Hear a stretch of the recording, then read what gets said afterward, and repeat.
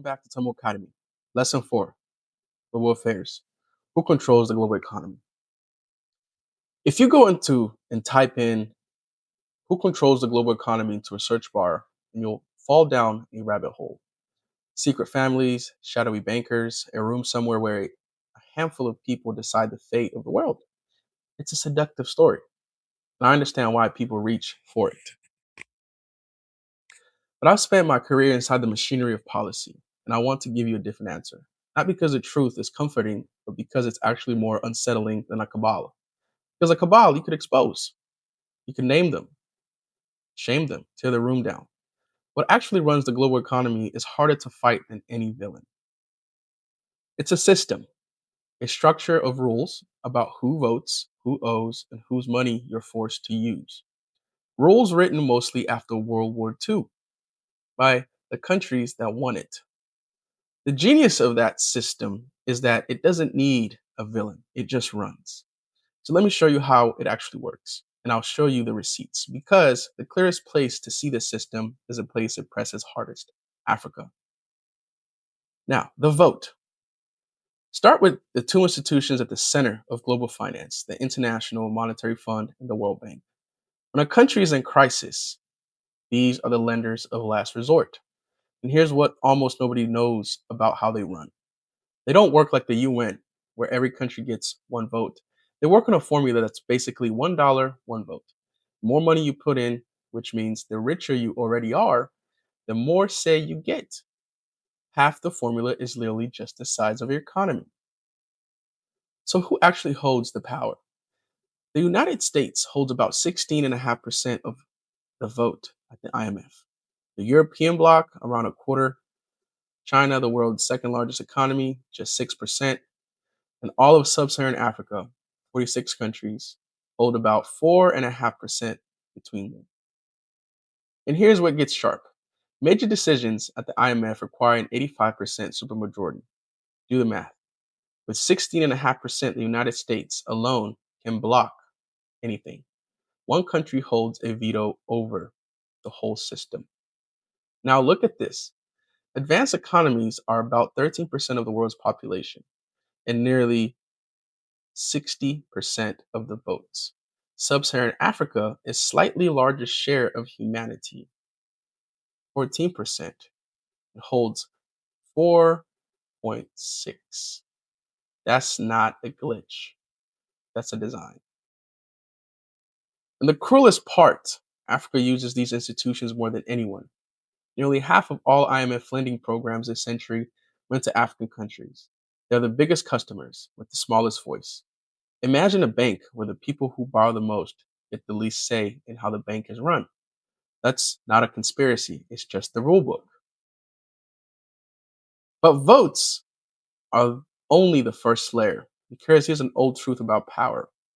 You don't need to control a country if it owes you money, and African debt has exploded. In 2010, African countries paid about $61 billion a year just to service their debt, just the interest and repayments, not the principal.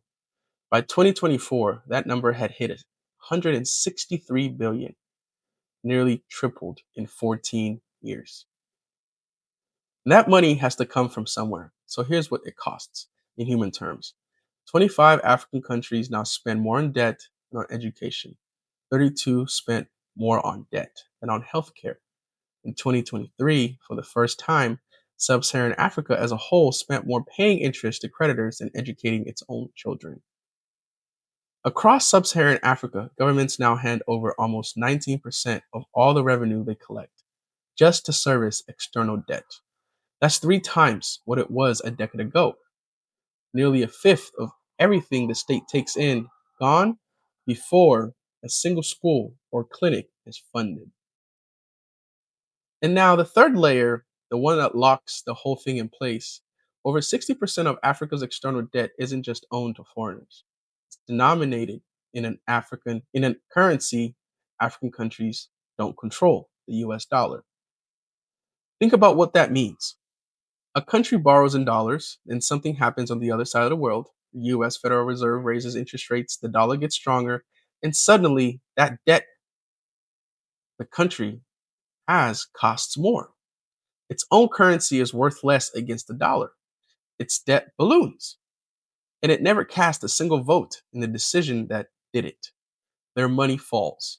Their debt rises through no policy of their own. The trap closes. So, who controls it? Let's get back to the question, who controls the global economy? After all that, you can see the answer isn't a person. It isn't a family in a room. It's a design, a machine with three gears: the vote, the currency that keeps turning in roughly the same direction no matter who's sitting at the controls. And that design has a birthday, 1944. Bretton Woods, where the winner of the Second World War sat down and built the financial architecture of the world that was coming.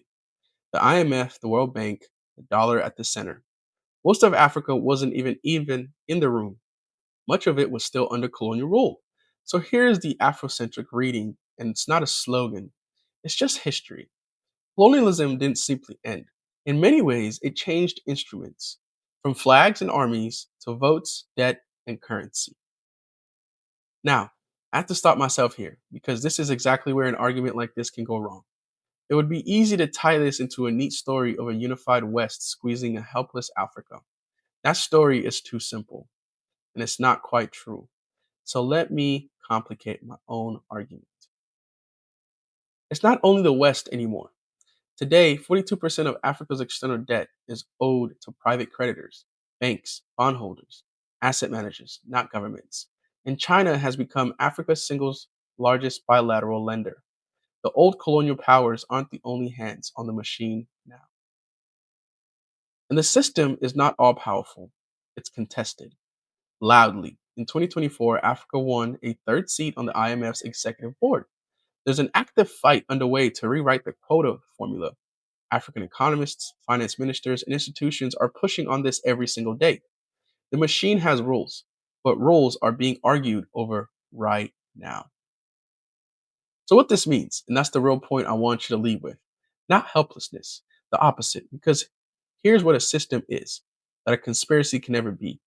A system is man made. Every one of these rules was written by people in a room at a moment in history, which means they can be rewritten by people in a room. In another moment, the vote formula is a choice. Dollar denominated debt is a choice. They're not laws of physics. That's why the fights that matter aren't loud and dramatic. They're structural.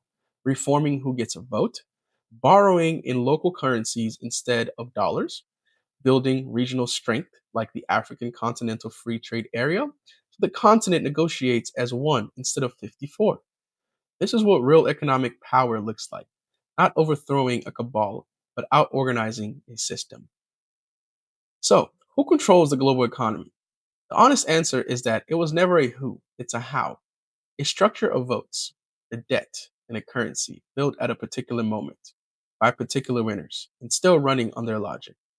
But a how is not destiny. A how is just a set of choices that hardened into the rules. And anything people built, people can rebuild. The question was never who controls the global economy. The question is who gets to redesign it. And that is still being decided. Tamu Academy, sweet learning for a better world. Thank you.